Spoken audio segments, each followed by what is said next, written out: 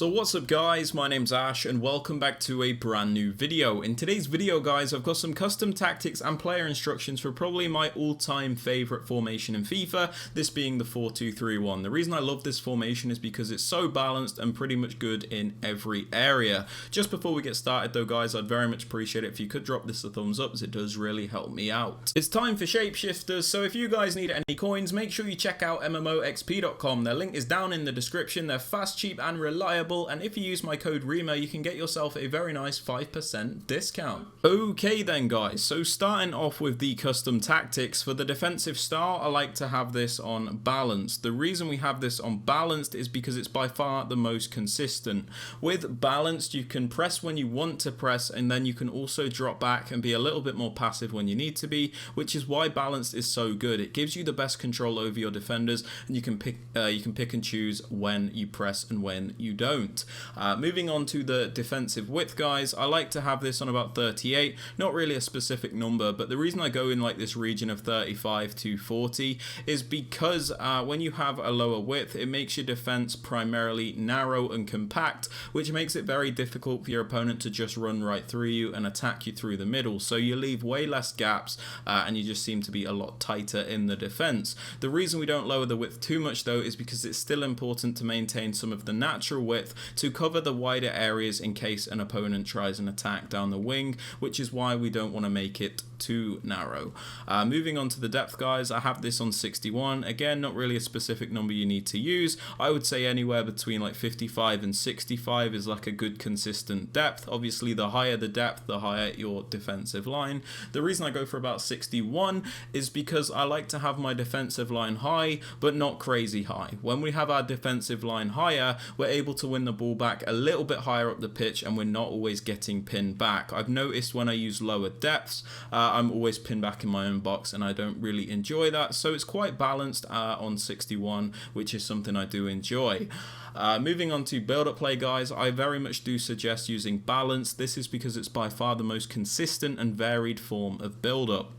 Now, when you use balanced, you can basically pick and choose when you want to play a little bit slower and then when you want to speed up the play. For example, if you look at something like slow build-up, you always have to play slowly. You can't just randomly decide to play a bit faster with that. The same way with fast build-up, you can't just randomly decide to play a bit slower. With balance, you can pick and choose when you want to build up a bit slower and then when you want to build up a little bit faster, which is why I do like it. Moving on to chance creation, guys, a most important thing actually, in my opinion, we use direct passing. The reason direct passing is so good is because it's by far the most meta option in the game. Basically, your attacking players will bunch up against the opposition defenders, so you can do the super overpowered 1v1 isolation plays. This makes it very easy to create those chances, and players also make those extra movements in the box so you can get off that extra pass to guarantee those goals, which is why I think it is so good.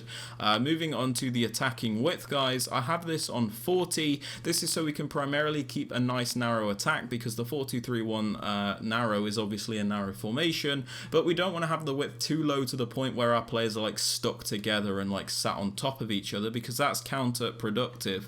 On the flip side, we don't want to have the width crazy high either, because it makes it a wide formation, which is not what it is intended to be.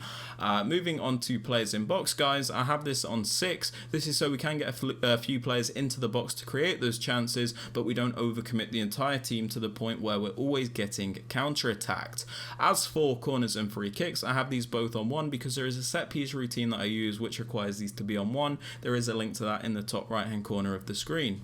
Now, for the kind of players you want to use guys, a lot of people ask me which types of players they should be using in each position for a formation, so I'm just going to give you guys a basic guideline of each position to help you out if you are struggling. It's not something you have to use if you don't want to, but you can if you like. So starting off with the striker guys, I suggest using a nice well-rounded player. This is because you have to compensate in this formation for the fact that there's only one striker instead of two. So where you could get the balance between two strikers in a two-striker formation, you have to get that all-in-one player in a one-striker formation. So I would suggest somebody that could shoot on either foot with like a 5-star weak foot, somebody that can obviously dribble and run at pace, somebody that can even pass to help link up the play. So basically just a player that is a bit of an all-rounder, as it does really help out in this formation.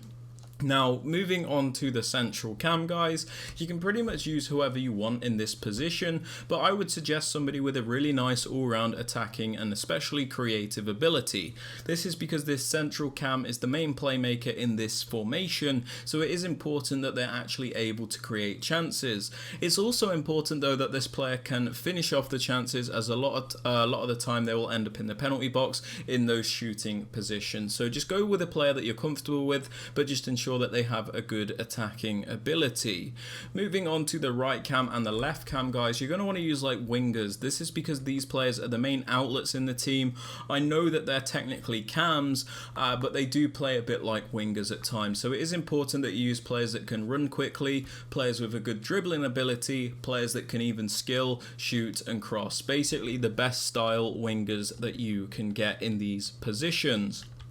Now, moving on to the left CDM, guys, I like to use a more defensive-minded player. This is somebody that is going to stay back all the time, somebody that's going to break up the play, and somebody that is going to, ensure that we're as secure as possible, basically. So I would suggest somebody with a medium-high work rate, if you can get it, is you get that maximum contribution in defense, and they're not too bothered about going forward. Moving on to the right CDM, guys, I like to go for a more box-to-box style player. This is somebody that will actually attack and defend and have a bit of a free roll, so I would suggest somebody with a high work rate, if you can get it, as you get that maximum contribution in both the attack and defense, but just ensure that this player has a nice well-rounded card. Moving on to the two fullbacks, guys, you can pretty much use whoever you want in these positions, but I like to go for a bit of a balance between the two, so I go with Roberto Carlos on the left, somebody that's a bit more technical, better going forward, and then I have Cafu in the other right back position, somebody that's a little bit more defensive and maybe not as good going forward. It's not something you guys have to do, but it is something you can do. As for the centre backs and the keeper, these just need to be the full meta players. There's not too much to say about them. Now, moving on to the player instructions, guys, on the striker, I like to have him on stay central and mixed attack. We have him on stay central because we don't want him drifting off into the wider areas, especially since he's our only striker. We do actually want him to stay in the middle. We also have him on mixed attack as opposed to getting behind, as I feel like they get a lot more involved in the build-up and you get a lot more out of the player this way. When you put a player this way, when you put them on getting behind, they're a little bit one-dimensional and restricted to always making the same runs. Moving on to the cam, guys, I just completely leave him alone. I don't touch him because I don't like restricting him to doing certain things. He has a bit of a free roll, so we leave it at that. For the right cam and the left cam, we have them both on comeback on defense and get into the box for cross. We have them on comeback on defense, so it makes us better defensively. Basically, this left cam on comeback on defense will come back to defend as a left mid, and then this right cam will come back to defend as a right mid. So we've got like a back four and then a midfield four. So we've got like two banks of four, which makes us very good in defense as well as attack. We have them on get into the box for cross as well, so they're not hesitant to get into the penalty area when we do reach those positions. On balanced crossing runs, they can be a little bit hesitant. Moving on to the left CDM, guys, the more defensive player, we have them on stay back, cut passing lanes and cover centre. Stay back is because obviously he's a defensive player, we don't want him flying forward. Cut passing lanes means he's always looking to break up the play and intercept those passes, which makes us really good defensively. And then cover centre means he will cover those central areas. Moving on to the right CDM, the more box-to-box player, we have him on the default settings and cover centre. The default settings are because he is a box-to-box player, of course, so we don't really want to restrict him all that much. The only important thing is that we have him on cover centre, so he does defend those central areas. Moving on to the right back and the left back, we have them both on stay back and overlap. Now, the reason we have them on stay back is so we always have at least 4 defenders back at a time, so we're not always going to get counter-attacked because our back four will always be intact and there's not going to be spaces to just play a through ball down the line. We also have them on overlap, so when we do send them on a run forward, they'll make the overlapping runs to add extra width. If I want to send these fullbacks forward, I'll often use the D-pad tactics where I can, activate them to go forward and then deactivate them, so I can really pick and choose when they go forward. As for the centre backs and the keeper, these are on the default settings and I don't touch them, guys. But yeah, they are my custom tactics and player instructions for the 4-2-3-1. If you have enjoyed, please be sure to drop this a like, sub to the channel if you are new, and don't forget to turn on notifications. With all that aside, guys, hope you have a great rest of your day, and I'll catch you all in the next one.